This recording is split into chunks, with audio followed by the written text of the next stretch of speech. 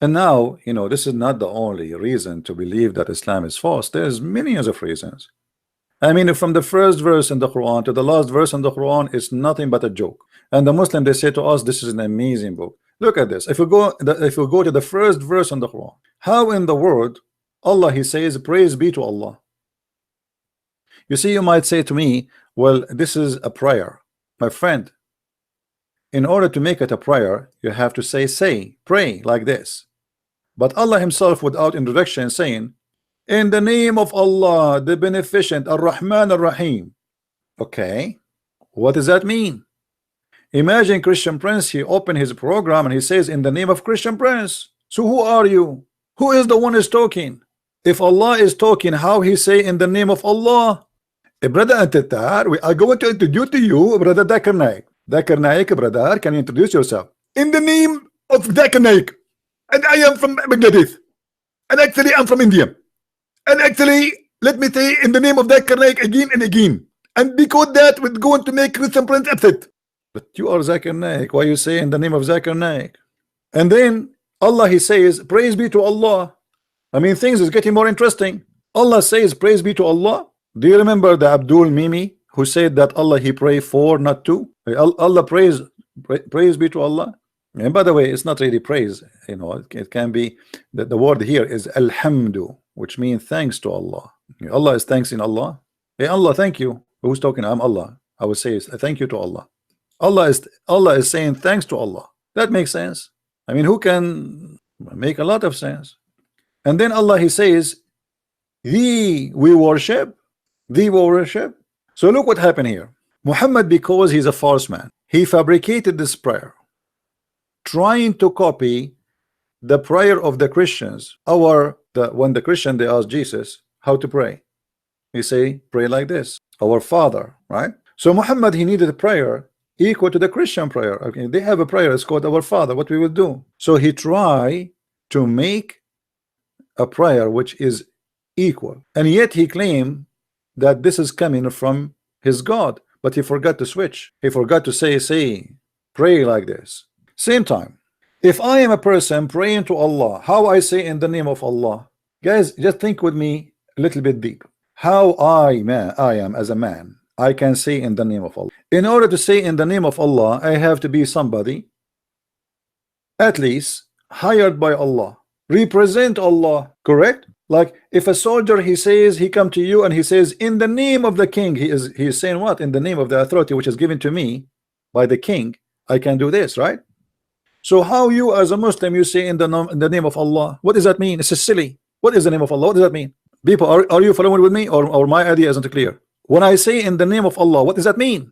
This is stupid. What does that mean? Somebody tell me, what does that mean? In the name of Allah, what does that mean? Somebody took too much hashish. In the name of Allah, what? Are you going to arrest somebody? Are you going to do something? No. So what do you mean in the name of Allah? If this is a prayer, how you say in the name of Allah? What does that mean? This is silly.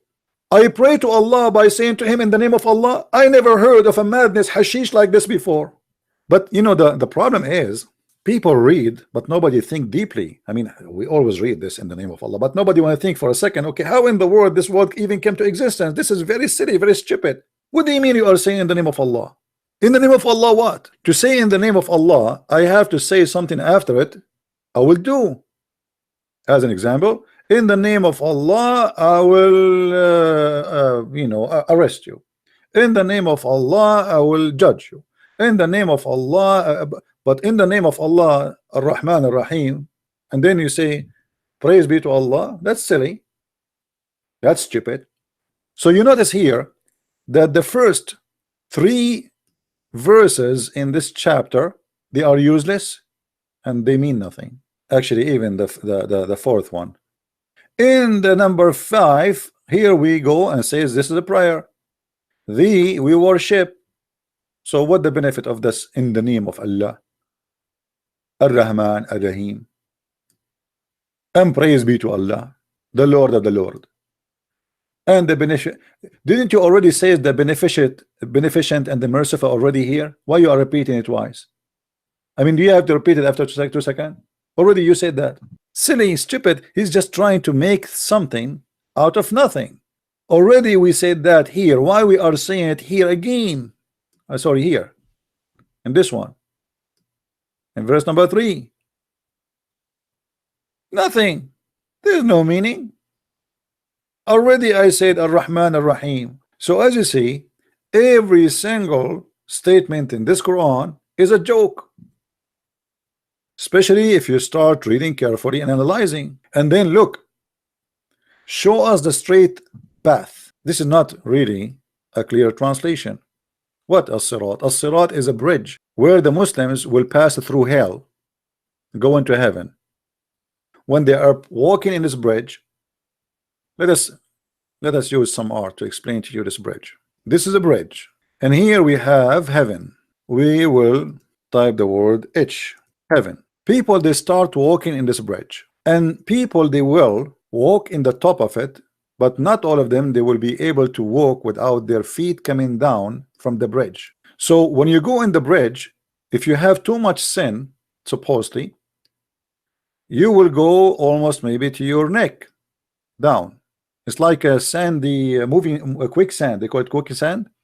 So your head will be here, and then your body will be down, and this is the hellfire. A person who have less sin, his let us say his ass will be in the hellfire from here, in the hellfire, and then his top of his body is up on the bridge. A person who have less sin, which means he did jihad and he killed some Christians and Jews, his feet will be in the top of the heaven bridge, and he will not go, all of him, but his feet will be still in fire.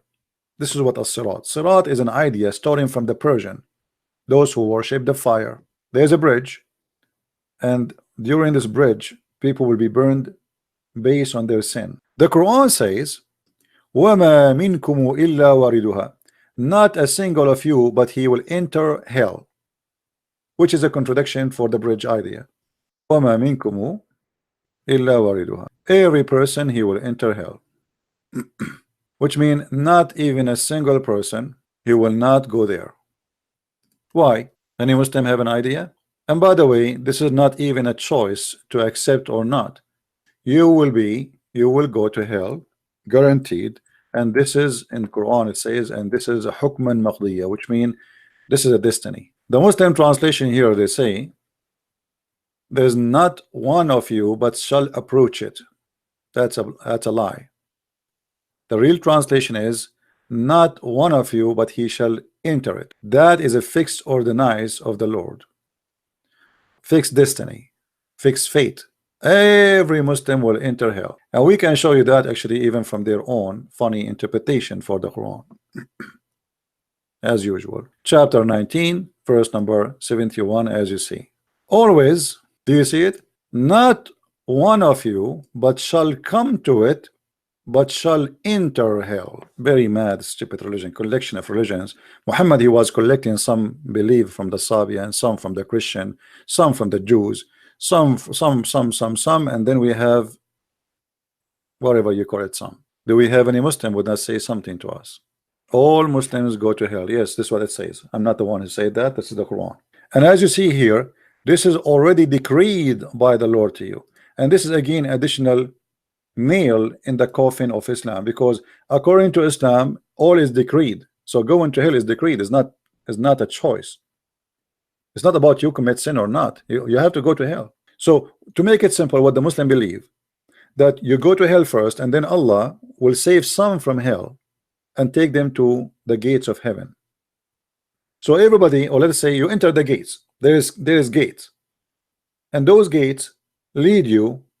Even if you want to go to heaven, still you have to go to hell first. So they are gate of heaven in the same time they are gate of hell. So you have to go to hell first, and then you will burn as Allah decreed for you, not based on who you are. No, Allah decreed. Before he created you, he decreed. Do we have any Muslim? Who is a Muslim is listening? He did not agree with us. Please don't hesitate to tell me you don't agree. I mean, you don't have to agree, but just call us and show us why you don't agree. If we go and take any chapter in the Quran, any chapter, there is one thing always you will find, that they are non-consistent and they don't match, they don't make sense, and the story is mixed up. Read and love. Remember in the book Idris. Muslims, who is Idris? We as Arab, we never heard of a name such as this before. Idris. Who is Idris? Who is this guy Idris? Any Muslim have an idea? And we raised him to high station. What does that mean? Is that Elijah? Idris? Who is this Idris? Didn't know. A book of madness, stupidity, mystery. I mean, have you ever heard of a God suddenly in the middle of nowhere? Look, the verses before have nothing to do with this. Suddenly he says, and remember Idris. Okay, who is Idris? Shouldn't you say to us first, Idris, who is Idris, where he live, what language he speak? I mean, what's wrong with this religion? How somebody is reading this book now is going to understand who is Idris? How we can understand based in the Quran who is this guy, who is Idris, and what do you mean we raised him to a high station? Shouldn't you tell us the story from the beginning? Who is Idris? What happened to him? How Allah raised him where? What high station? Is that the 50th floor building, or this is heaven, or what? What happened? No, we do not know.